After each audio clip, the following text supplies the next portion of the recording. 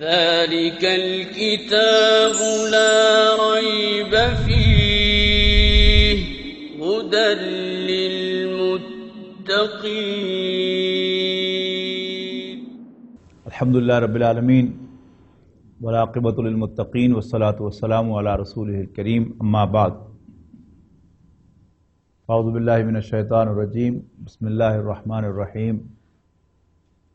اقرأ باسم ربک الذی خلق. اللہ تعالیٰ ہمارا رب ہے، اور قرآن مجید میں اللہ تعالیٰ کا تعارف بطور رب، بطور آقا، بطور لارڈ کروایا گیا ہے. آپ پوچھ سکتے ہیں، آپ کے ذہن میں لازماً یہ سوال پیدا ہونا چاہیے کہ قرآن مجید کی جو سب سے پہلی آیت نازل ہوئی ہے اس میں تو تخلیق کا ذکر ہے نا سوال؟ لیکن اس میں آپ کو تخلیق کی ڈسکرپشن اس لیے معلوم ہوتی ہے کہ آپ کے ذہن میں ایک مفروضہ ہے کہ شاید مکے کے لوگ اللہ تعالیٰ کو جانتے ہی نہیں تھے. لیکن جب آپ کے علم میں یہ بات آ گئی کہ مکے کا عام کافر بھی اللہ تعالیٰ کو توحید کے ساتھ خالق کائنات مانتا تھا، اب پڑھیے اس آیت کو جو پہلی آیت نازل ہوئی، اقرأ باسم ربک الذی خلق. پڑھ اپنے آقا کے نام سے، وہی جس نے پیدا کیا. یعنی پیدا کرنے والا تو تم جانتے ہو کہ کون ہے، وہ تمہارا رب بھی ہے. اچھا، آگے جو ڈسکرپشن ہے، خلق الانسان من علق، یہ بھی کوئی انفارمیشن نہیں دی قرآن مجید نے. دیکھیے، ایک عام گھر کی خاتون بالکل ان پڑھ، اسے بھی پتا ہے کہ انڈا خراب ہونے کی سب سے پہلی نشانی کیا ہے، کہ انڈے میں ایک سرخ لائن نظر آ جائے تو کہتے ہیں کہ انڈا خراب ہو گیا، پھینک دیتی ہے. اور زیادہ خراب ہوتا ہے تو باقاعدہ جمع ہوا خون نظر آتا ہے، اور خراب ہو جاتا ہے تو ایک انفارم سا چوزا اس کو نظر آتا ہے. تو یہ بھی کوئی قرآن مجید نے انفارمیشن نہیں دی، یعنی وہ بات جو پہلے سے معلوم تھی. پھر یہ کہ وہ بھیڑ بکریاں بھی پالتے تھے، اونٹ بھی پالتے تھے، اور بہرحال انسانوں کے ہاں بھی ایبورشنز ہوتی تھی. ارلی ایبورشنز میں صرف خون جو ہے وہ ضائع ہوتا ہے، اور ذرا لیٹ ایبورشنز ہوگی تو اس میں ایک انفارم بچہ جو ہے وہ بھی ضائع ہوگا. تو یہ کوئی نئی بات نہیں تھی. اللہ تعالیٰ کا جو انٹروڈکشن قرآن مجید نے کروایا وہ یہی تھا کہ وہ اللہ جسے تم خالق تو مانتے ہی ہو، وہ تمہارا رب ہے.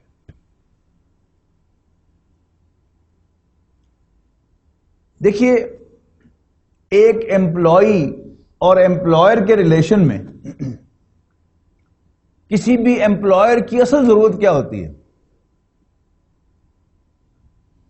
میں مثال دیتا ہوں، آپ کو اپنے آفس کے لیے یا دکان کے لیے کوئی ملازم چاہیے.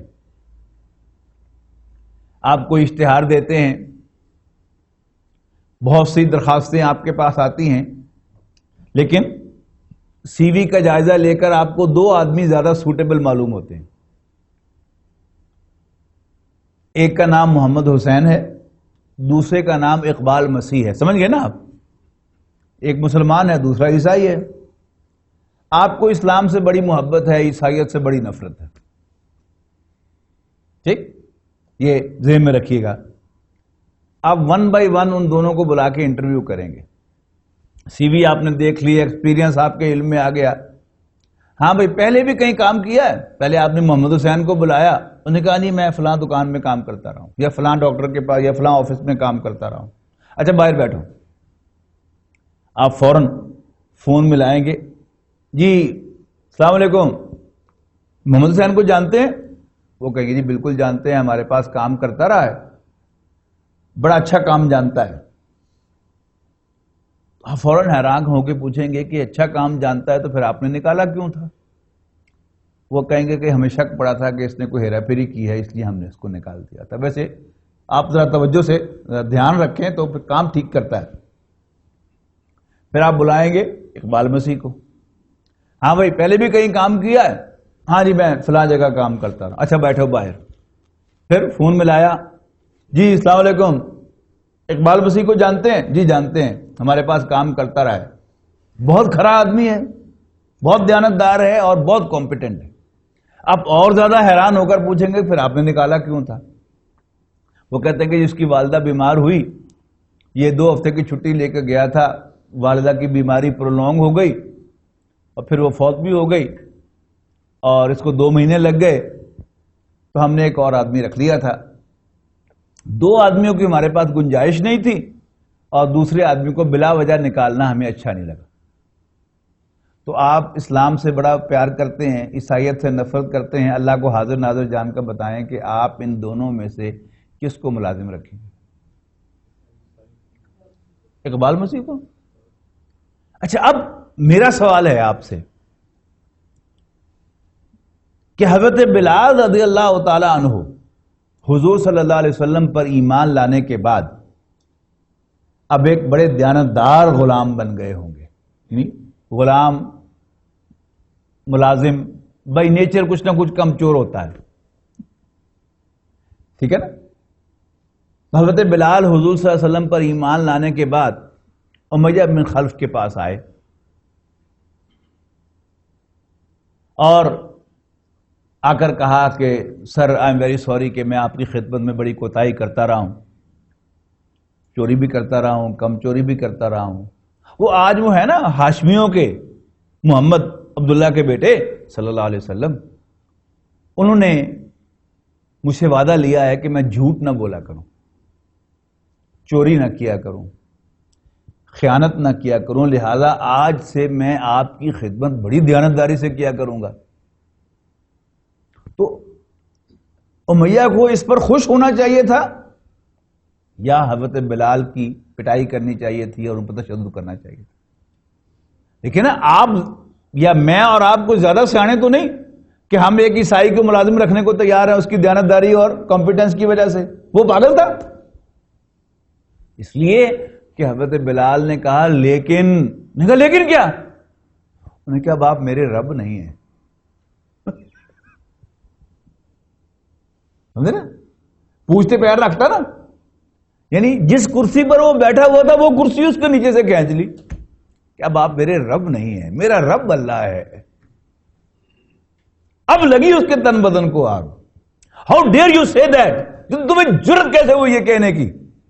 اور تشدد کرتا تھا ان پر اور پھر پوچھتا تھا کچھ ہوش ٹھکانے آ گئے تمہارے, اب بتا تیرا رب کون ہے؟ حضرت بلال فرماتے تھے ایک ہی ہے, تو نہیں ہے. پھر تشدد کرتا تھا, پھر پوچھتا تھا اب بتا تیرا رب کون ہے؟ کہتے کہ تو نہیں ہے, رب وہ ہے میرا, تو میرا مخدوم ہے, تیری میں خدمت پہلے سے زیادہ دیانتداری سے کیا کروں گا, لیکن اب تو میرا رب نہیں ہے.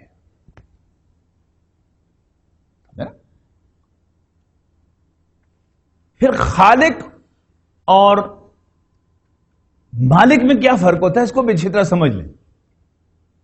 یعنی عام طور پر یعنی وہ جو ماڈرن دعوی ورک ہو رہا ہے نا انٹرنیٹ کے ذریعے, اس سارے کا آپ جائزہ لیں, اس سارے کا حاصل کیا ہے؟ اللہ تعالیٰ کو خالق ثابت کرنا. ویئر یہ کوئی ایشو ہی نہیں ہے. اصل ایشو کیا ہے؟ اللہ تعالیٰ کو اپنا آقا تسلیم کرنا, اور آقا ہی میٹر کرتا ہے, خالق میٹر نہیں کرتا. یہی خالص دنیاوی ٹرمز کے اندر آپ دیکھیں کہ یہ پلر کس نے چنے تھے, یہ فرش کس نے بچھایا تھا؟ کسی مستری نے یا کسی ٹھیکیدار نے بنوایا تھا؟ کسی آرکیٹیکٹ نے اس کو ڈیزائن کیا تھا؟ کسی اسٹرکچر انجینئر نے اس کا سریے کا وہ ڈیزائن بنایا تھا؟ لیکن ہو میٹرز؟ لینڈ لارڈ میٹر کرتا ہے. اس پر, اس بلڈنگ پر اختیار کس کا ہے؟ لینڈ لارڈ کا. اس پر حکم کس کا چلتا ہے؟ انجمن خدام القرآن فیصلہ آباد کا. مستری جس نے یہ کالم جو ہے وہ چنا تھا، جس نے اس میں کنکریٹ بھرا تھا، وہ آ کر کبھی آپ کو یہ نہیں کہہ سکتا کہ کیونکہ یہ کالم میں نے بنایا تھا لہذا میری اجازت کے بغیر آپ اس میں کوئی تبدیلی نہیں کر سکتے. یہ فرش، یہ چپس میں نے لگایا تھا لہذا میری اجازت کے بغیر آپ اسے اکھاڑ کر ماربل نہیں لگا سکتے، اس پر ٹائل نہیں لگا سکتے. اس پر خالق تو ہے حالانکہ وہ، لیکن چلتی کس کی ہے؟ مالک کی ہے. جو کلیور موو ہے سیکولرزم کی، اس کو سمجھ لیں. کل آیا تھا نا سیکولرزم پر گفتگو، میں نے کہا تھا نا کہ وہ کہتے ہیں خالق مان لو، گاڈ مان لو، لیکن انسسٹ نہ کرو کہ وہ ہمارا رب ہے، ہمارا آقا ہے. اس لیے کہ اللہ خالق ہوا کرے، اگر اس کی چلنی نہیں تو پھر اس سے کیا فرق پڑتا ہے؟ 100 دفعہ مانے کو اللہ کو خالق. تو اصل جو ہوتا ہے وہ خالق نہیں، وہ مالک ہوتا ہے، لارڈ ہوتا ہے. اللہ تعالیٰ بلا شبہ ہمارا خالق بھی ہے، لیکن اللہ تعالیٰ نے تخلیق کا کام کس سے لیا؟ تخلیق ایک سروس ہے، سروسز رینڈر بھی کی جاتی ہے اور سروسز ہائر بھی کی جاتی ہیں. اللہ تعالیٰ نے ہماری تخلیق کا کام کس سے لیا؟ ہمارے والدین سے لیا، کہ میرا ایک اور بندہ پیدا کر کے اس کو پال کے جوان کر کے میرے سامنے پیش کرو. اس لیے کہ اللہ تعالیٰ عاقل و بالغ سے مخاطب ہوتا ہے، بچے سے مخاطب نہیں ہوتا. دین کا مخاطب کون ہے؟ بچہ نہیں، عاقل و بالغ شخص. تو اللہ تعالیٰ نے وہ سروس اس سے لی تھی. لیکن کوئی مکان یا کوئی سروس وہ کسی کو دی بھی جا سکتی ہے، کسی سے لی بھی جا سکتی ہے، لیکن ملکیت جو ہے نہ وہ لی جاتی ہے نہ دی جاتی ہے، بس ٹرانسفر ہوتی ہے. آپ ایک چیز جو ہے اس کا مالک کسی اور کو بنا دے، پھر آپ کا تعلق اس سے ختم ہو گیا. اب وہ مالک ہے، اب سارا کا سارا حقوق اس کے ہو گئے، آپ کا کوئی حق نہیں. اللہ تعالیٰ جو ہے وہ آقا ہے، مالک ہے. اسی طرح یہ ذہن میں رکھیے گا کہ اسلام میں داخلہ جو ہے وہ اللہ تعالیٰ کو الہ ماننے سے ہے. You should be very clear. الہ کیا ہوتا ہے؟ worthy of worship. ورشپ کیا ہے؟ یہ ہمیشہ سے دنیا میں نون کچھ ایکٹس ہیں. کسی کے سامنے سجدہ کرنا، کسی کے سامنے ریورنس کے ساتھ جھکنا، اس کے لیے منت مانگنا، اور اس سے غیب میں دعا کرنا. ایک ہے یعنی میں بوڑھا آدمی ہوں تو یہاں سے نیچے اترتے ہوئے میں آپ میں سے کسی کا سہارا لے لوں، یا آپ سے ریکویسٹ کروں ذرا میرا ہاتھ پکڑنا. یہ کیا ہے؟ یہ ویزیبل چینلز کے اندر ایک دوسرے سے مدد ہے. غیب میں انویزیبل چینل میں کسی کو پکارنا، یہ کیا ہے؟ یہ بھی موڈ آف ورشپ ہے. تو یہ سب جو ہیں یہ موڈز آف ورشپ ہیں، یہ ہمیشہ سے جانے پہچانے تھے. مکے کے کافر اللہ تعالیٰ کو توحید کے ساتھ خالق مانتے تھے، لیکن الہ مانتے تھے شرک کے ساتھ. مانتے الہ بھی تھے لیکن شرک کے ساتھ. لیکن رب سرے سے اللہ تعالیٰ کو مانتے ہی نہیں تھے. اسلام نے آ کر بطور رب اللہ تعالیٰ کو متعارف کروا دیا، اور مکے میں اصل جو لڑائی ہوئی رسول اللہ صلی اللہ علیہ وسلم کے ساتھ وہ اسی ایشو پر ہوئی. ورنہ دیکھیے مکہ ایک چھوٹا سا شہر تھا، جیسے ہمارے گاؤں ہوتے ہیں نا، گاؤں میں ہر آدمی دوسرے کو جانتا ہوتا ہے. آپ کسی دوست کے ساتھ اس کے گاؤں میں چلے جائیں، کوئی ایکس وائی زی، یہاں تک کہ کوئی خاتون گزر رہی ہو، آپ سے پوچھے کہ یہ کون عورت ہے، وہ آپ کو اس عورت کا نام بتائے گا، وہ اس کے خاندان کا بتائے گا کہ یہ کس خاندان سے تعلق رکھتی ہے، رائیاں دی کڑی ہے کہ جٹا دی کڑی ہے کہ راجپوتاں دی کڑی ہے، یہ بھی بتائے گا آپ کو. اور اس خاندان کا فائنینشل سٹیٹس کیا ہے یہ بھی بتائے گا آپ کو. اندر پیلیاں کنیاں تے اندر ڈنگر کنن، جو گاؤں کی زبان میں ہوتا ہے. بلکہ آپ کو اس عورت کا کریکٹر بھی ساتھ بتائے گا کہ اس کی ریپوٹیشن کیسی ہے. بتائے گا کہ بتائے گا؟ اگر مکے کے لوگوں کو یہ پتا تھا کہ ہاشمیوں کا یہ لڑکا صلی اللہ علیہ وسلم محمد نامی، یہ اپنا مال بیچنے کے لیے بھی جھوٹ نہیں بولتا، مال کا نقص بتا کر بیچتا ہے، تو کیا ان کو یہ پتا نہیں ہوگا کہ یہ ہمارے بتوں کو سجدہ نہیں کرتا؟ ڈیفینیٹلی پتا ہوگا، لیکن that is not an issue. وہ کام کے جو آپ شروع سے کرتے آ رہے تھے، اگر اس کی تبلیغ بھی آپ نے دوسروں کو کر دی، اعلان بھی اس کا کر دیا، تو کون سی قیامت آ گئی؟ قیامت آئی اس پر کہ نبی اکرم صلی اللہ علیہ وسلم نے ان کی کرسی ان سے کھینچ لی. ان میں سے کوئی خالق ہونے کا دعوے دار تھا؟ ہرگز نہیں. ان میں سے کوئی الہ ہونے کا دعوے دار تھا؟ ہرگز نہیں. دعوے دار کس کے تھے؟ ہر چودھری رب ہونے کا دعوے دار تھا. اور جب نبی اکرم صلی اللہ علیہ وسلم نے یہ فرما دیا کہ تمہارا رب اللہ ہے، تو قیامت آئی وہاں پر. موسیٰ علیہ السلام کا بھی معاملہ یہی ہے کہ فرعون کے درباریوں نے فرعون کو ایک دفعہ متوجہ کیا کہ بادشاہ سلامت اتذر موسیٰ و قومہ لیفسدوا فی الارض ویذرک وآلہتک. بادشاہ سلامت، کیا آپ موسیٰ اور اس کی قوم کو کھلی چھوٹ دیے رکھیں گے کہ وہ آپ کو وہ زمین میں فساد پھیلائیں اور آپ کو اور آپ کے خداؤں کو نظر انداز کریں؟ تو اس کا مطلب کیا ہے کہ فرعون کے بھی آلہہ کوئی اور تھے. وہ دعوے دار کس کا تھا؟ انا ربکم الاعلی، I am your greatest lord. یہ ہے ایشو. کیا تو قرآن مجید نے اللہ تعالیٰ کو بطور آقا انٹروڈیوس کروایا. اسلام میں داخلہ جو منیمم ریکوائرمنٹ ہے اسلام کی، وہ کیا ہے؟ اللہ تعالیٰ کو الہ ماننا. لیکن مطلوب و مقصود کیا ہے؟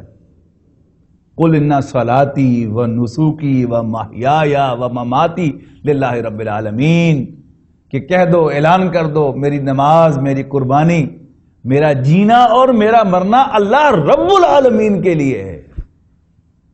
اور قرآن مجید میں جو پہلی آیت نازل ہوئی وہ میں آپ کو بتا چکا.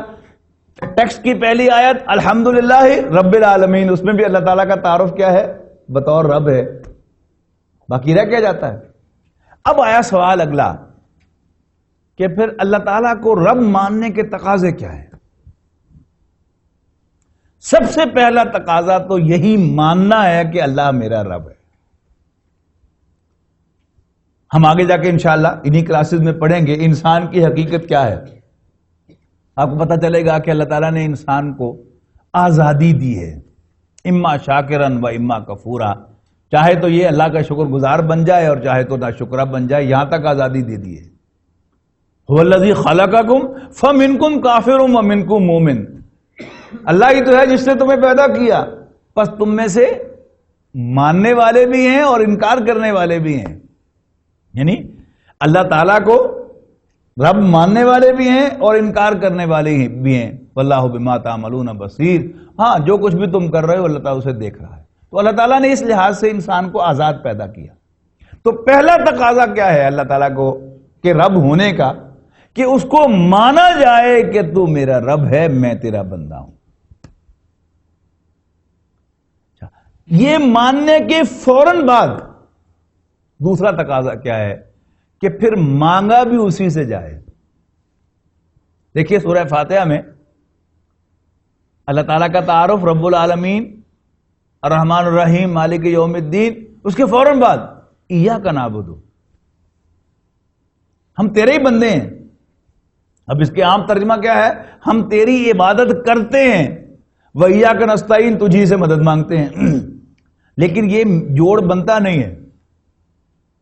یہ عبادہ یعبدو اور عبودہ یعبدو جو میں پچھلی نشست میں آپ کو بتا چکا ہوں کہ اگر میں یہ کہوں کہ اللہ میں تیری عبادت کرتا ہوں، تیرے لیے 2 نفل پڑھتا ہوں، تو مجھے 2 روٹیاں دے دے، اللہ تعالیٰ کہہ سکتا ہے کہ جاؤ دفعہ ہو جاؤ، مجھے تمہارے 2 نفلوں کی ضرورت نہیں ہے. لیکن مجھے تو 2 روٹیوں کی ضرورت ہے نا. آپ دوسرا ترجمہ کیجیے، اے اللہ میں تیرا ہی بندہ ہوں لہذا تجھ سے مانگ رہا ہوں. اب بات بن گئی، اس لیے کہ مانگا مالک سے جاتا ہے. اور بات آج میں نے شروع کی تھی پچھلی نشست میں حضرت سلطان باہو رحمۃ اللہ علیہ کے 2 اشعار سے. صوفیاء کرام نے اصل میں جو کام کیا ہے وہ کیا ہے؟ ایمان باللہ کو دل میں اتارنا بہت بڑا کنٹریبیوشن ہے ان کا، اور مختلف طریقوں سے بٹھایا انہوں نے. ایک مرید نے اپنے مرشد سے کہا کہ حضرت مجھے کوئی نصیحت کریں. انہوں نے کہا بیٹا خدا نہ بننا اور رسول نہ بننا. انہوں نے کہا اب کیسی بات آپ کر رہے ہیں, آپ کی اتنے عرصہ میں تربیت میں رہا ہوں, آپ کیا سمجھتے ہیں کہ میری اتنی بھی تربیت نہیں ہوئی کہ میں خدائی کا دعویٰ کروں گا یا نبوت کا دعویٰ کر دوں گا. انہوں نے کہا میں نے ہرگز یہ نہیں کہا. کبھی یہ نہ سمجھنا کہ جو چاہو ہو جائے یہ صرف اللہ کی شان ہے, یہ خدائی کا دعویٰ ہے. اور کبھی نہ سمجھنا, کبھی نہ سوچنا کہ تمہاری ہر بات مانی جائے, یہ صرف نبی کا مقام ہے کہ وہ واجب الاطاعت ہوتا ہے. کوئی عام انسان ایبسولوٹلی واجب الاطاعت نہیں ہو سکتا. یہ کیا ہے؟ یعنی a way to inculcate ایمان باللہ and ایمان بالرسالت. اسی طرح کوئی دین کے خادم تھے, انہوں نے ایک خانقاہ بنائی ہوئی تھی, لوگ آتے تھے ان سے آ کر کسب فیض کرتے تھے اور ان کی خدمت کرتے تھے, اور ان کا سارا سلسلہ چل رہا تھا. انہیں اپنی معاشی جد و جہد کے لیے اپنی خانقاہ سے اٹھ کر جانا نہیں پڑتا تھا. لیکن بہرحال شیطان نے دل میں ایک وسوسہ ڈالا اور انہیں خیال آیا کہ اب میری روٹی کا بندوبست تو ہو ہی گیا ہے. اللہ تعالیٰ نے فوراً پکڑ لیا. 3 دن تک کہیں سے کچھ نہیں آیا. جب بھوک سے نڈھال ہو گئے تو ساتھ والے گاؤں میں چلے گئے, چھڑی ہاتھ میں پکڑی اور 2-3 دروازوں پر دستک دی. 3 روٹیاں مل گئیں, بڑی قناعت کے ساتھ 3 روٹیاں لے کر واپس آ گئے. بس ضرورت میری پوری ہو گئی. تو گاؤں کا ایک کتا پیچھے ہو لیا, بہت بھونکا. انہوں نے چھڑی سے بڑا پرے ہٹایا, آخر اس کو ایک روٹی ڈال دی. کتے نے فٹافٹ روٹی کھائی, پھر پیچھے دوسری بھی ڈال دی. کتے نے پھر کھائی, پھر پیچھے تیسری بھی ڈال دی. کتا پھر پیچھے. آخر جھنجلا کر یوں اس کی طرف چھڑی کر کے کہنے لگے, بے غیرت, میں 3 دن کا بھوکا تھا, 3 روٹیاں مانگ کے لایا تھا, تینوں تجھے ڈال چکا ہوں, پھر بھی بھونک رہے ہو. تو جس اللہ نے مجھے اور آپ کو بولنا سکھایا اس نے کتے کو بھی بولنا سکھا دیا. اس نے کہا بے غیرت میں نہیں, بے غیرت تم ہو. میرا مالک مجھے 10 دن بھی بھوکا رکھے تو میری غیرت گوارا نہیں کرتی کہ میں 7 والے دروازے پہ چلا جاؤں. تم اتنے بے غیرت ہو, دعویٰ کرتے ہو کہ میں رب العالمین کا بندہ ہوں, اور اس نے 3 دن تمہیں بھوکا رکھا ہے, اپنے جیسے انسانوں کے سامنے ہاتھ پھیلانے کے لیے آ گئے ہو. شرم نہیں آتی تمہیں؟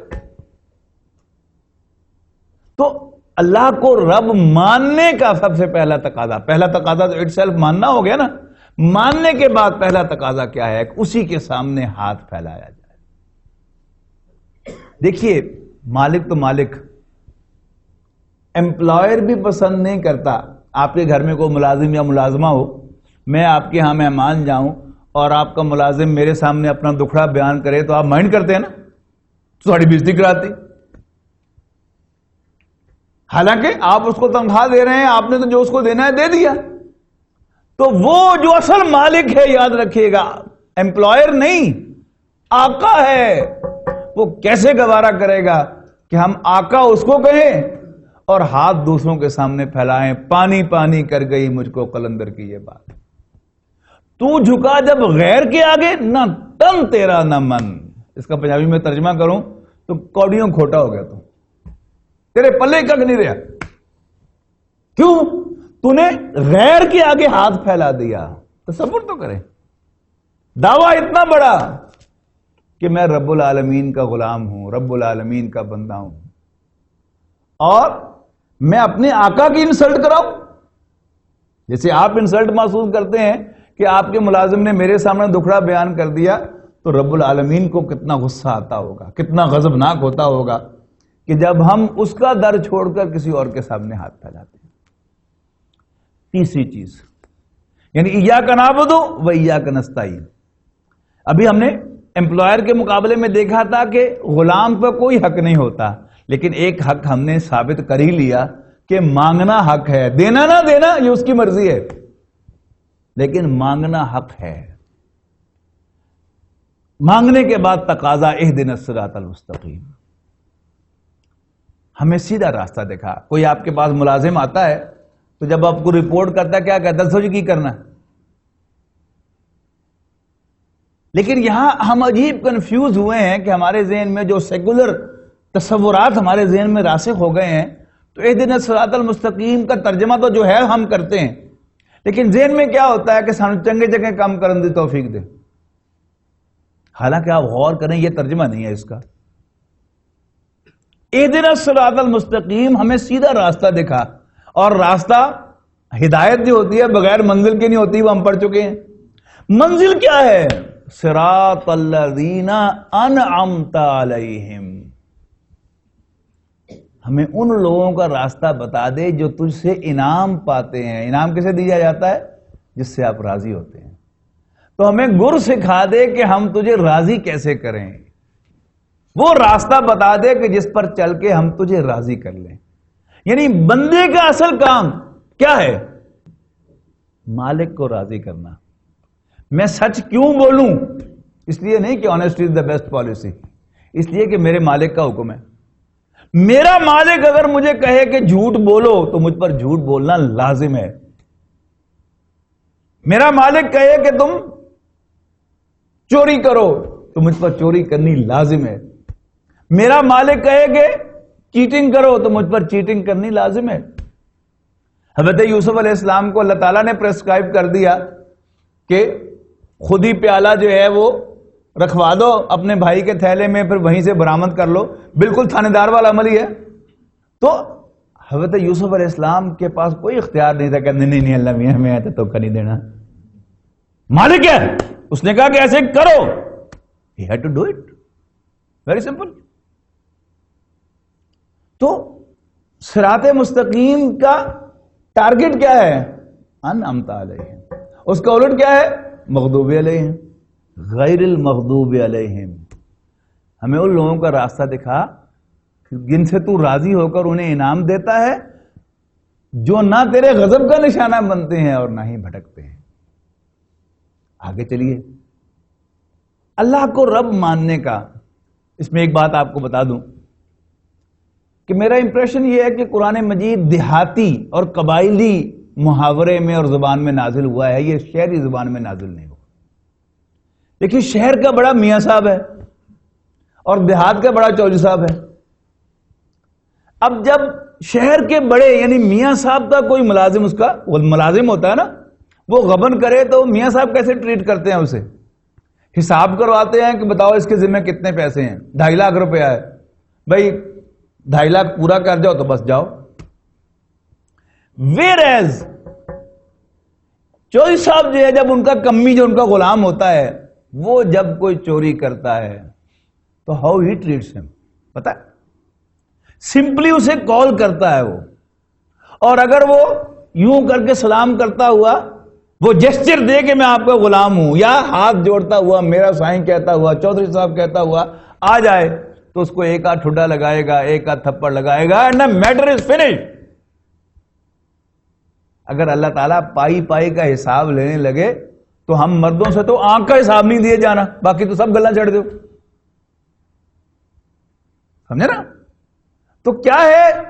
اللہ تعالیٰ جو ہے وہ آقا ہے، and he will certainly treat us like lords, not like employers. علامہ اقبال نے تو منطقی انتہا کر پہنچا دیا نا اس کو. تو غنی از ہر دو عالم من فقیر، روز محشر عذر ہائے من پذیر. کہ اللہ تو ایڈا وڈا، دنیا جہان تو ہر چیز تو بے نیاز، انڈیپینڈنٹ آف ایوری تھنگ، اور میں ٹوٹلی ڈیپینڈنٹ آن یو، فقیر محتاج. روز محشر عذر ہائے من پذیر.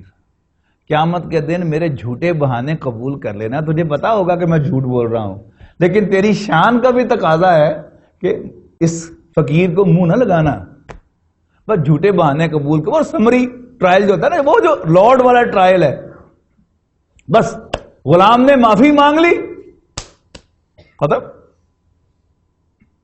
سمجھے نا؟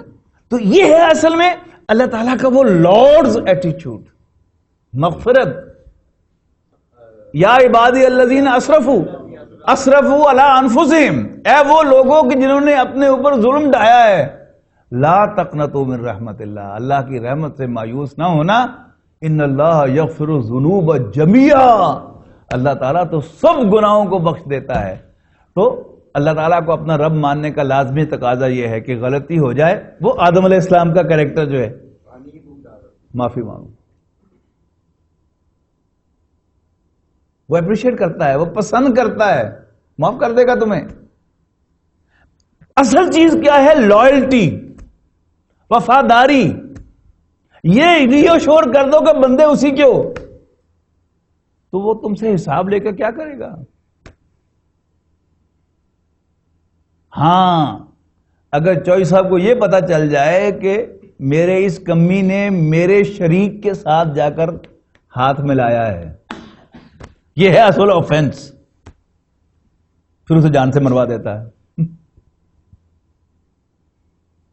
تو اللہ تعالیٰ جو ہے وہ آقا ہے, لارڈ ہے, اور معاف کرنے والا ہے. پھر اسی کو جس کو آپ لارڈ مانتے ہیں, یہ بھی ایک فرق ہے میاں صاحب میں اور چوئی صاحب میں. میاں صاحب کا کوئی ملازم کہیں کسی مقدمے میں پھنس جائے تو وہ سمپلی اس کو نوکری سے فارغ کر دیں گے اور اس کے لیے ٹیلی فون بھی کرنا پسند نہیں کریں گے شاید. جبکہ چودھری صاحب جو ہیں وہ اپنے کمیوں کو پروٹیکٹ کرتے ہیں. کرتے ہیں کہ نہیں کرتے؟ چوئی صاحب کے آدمی کو ایس ایچ او چوئی صاحب کی اجازت کے بغیر گرفتار کر کے نہیں لے جا سکتا. وہ پروٹیکٹ کرتا ہے اپنے بندوں کو. اللہ تعالیٰ بھی اپنے بندوں کی حفاظت کرتا ہے, اپنے بندوں کو پروٹیکٹ کرتا ہے. اور تقاضا کیا کرتا ہے کہ مجھ سے پناہ طلب کیا کرو. حضور صلی اللہ علیہ وسلم کو بار بار حکم ہے, فاستعذ باللہ, فاستعذ باللہ. پھر اللہ تعالیٰ کے ساتھ وفاداری تقاضا ہو گیا, اللہ تعالیٰ کے لیے کام کرنا, پھر اللہ تعالیٰ پر ٹرسٹ کرنا, اللہ تعالیٰ پر بھروسہ کرنا, اور اللہ سے ڈرنا. یہ بھی اس کا تقاضا ہے. اصل ڈر کس کا ہوتا ہے؟ آقا کا ہوتا ہے. You damn care for anyone else. لیکن جس کو آپ اپنا آقا سمجھتے ہیں, دل میں اصل ڈر بھی اسی کا ہوتا ہے کہ وہ ناراض نہ ہو جائے, باقی پامیں سارے ناراض ہو جائیں. اور اگر وہ ناراض ہو گیا تو سب کچھ گیا. تو اللہ سے ڈرنا, اللہ سے مانگنا, اللہ تعالیٰ کو راضی کرنا اور اس کی ناراضگی سے بچنا, پھر اس سے بخشش طلب کرنا, اس کے لیے کام کرنا, اس کے ساتھ وفادار ہونا, اس پر ٹرسٹ کرنا, اسی سے ڈرنا, اور آخر میں اسی کی پناہ طلب کرنا. دیکھیے قرآن مجید کا اختتام کہاں ہو رہا ہے؟ قل اعوذ برب الفلق. لفظ رب پھر آ گیا. اور قل اعوذ برب الناس, کہو کہ میں صبح کے رب کی پناہ میں آتا ہوں, اس کی پروٹیکشن میں آتا ہوں, اور میں لوگوں کے رب کی پروٹیکشن میں آتا ہوں. پناہ کا ترجمہ آپ اسائلم کرتے ہیں تو بڑا دور چلا جاتا ہے. آپ پروٹیکشن ترجمہ کریں تو بات سمجھ مزہ آ جائے گا کہ آپ کو پریشانی ہو, آپ اللہ تعالیٰ سے پروٹیکشن طلب کر لیں, اور اگر یقین ہوگا آپ کو کہ اللہ تعالیٰ موجود ہے اور پاورفل ہے, وہ میرا آقا ہے, تو آپ کا سارا ڈر خوف ختم ہو جائے گا امیڈیٹلی کہ اللہ تعالیٰ کی پروٹیکشن میں ہے. آج زمانہ کیا ہے کہ آپ کے بچہ جو ہے وہ ساتھ والی گلی میں بھی دکان پر جائے تو خطرہ ہوتا ہے کہ پتہ نہیں کوئی پھڑ کے نہ لے جائے, کوئی ہنگامہ نہ ہو جائے. آپ سمپلی اسے اللہ کے حوالے کر دیں کہ اللہ میں اسے تیری پروٹیکشن میں دیتا ہوں, ایک دم آپ کو سکون ہو جائے گا. آپ پاؤں پھیلا کر سو سکتے ہیں, اللہ پروٹیکٹ کر رہا ہے, اب میرے بچے کو کچھ نہیں ہو سکتا. تو اللہ تعالیٰ کی پناہ طلب کرنا, یہ بھی کیا ہے؟ اللہ تعالیٰ کو رب ماننے کا تقاضا ہے. اور آپ کو معلوم ہے کہ پنجابی میں اگر کسی آدمی کو کہنا ہو کہ ٹھیک ہو جا, تو اس کا با محاورہ کیا ترجمہ ہے؟ بندہ بن جا. تو یعنی اس محاورے کے اندر شامل ہے کہ اگر انسان اللہ کا بندہ ہے تو ٹھیک ہے, اور باقی جتنے مرضی اچھے کام کر رہا ہو, لیکن اگر اللہ کا بندہ نہیں ہے تو ٹھیک نہیں ہے. تو آؤ ہم سب اللہ کے بندے بن جائیں. ٹھیک ہے, بندے بن جائیے یعنی ٹھیک ہو جائیے, اور بندے ہیں تو ٹھیک ہیں.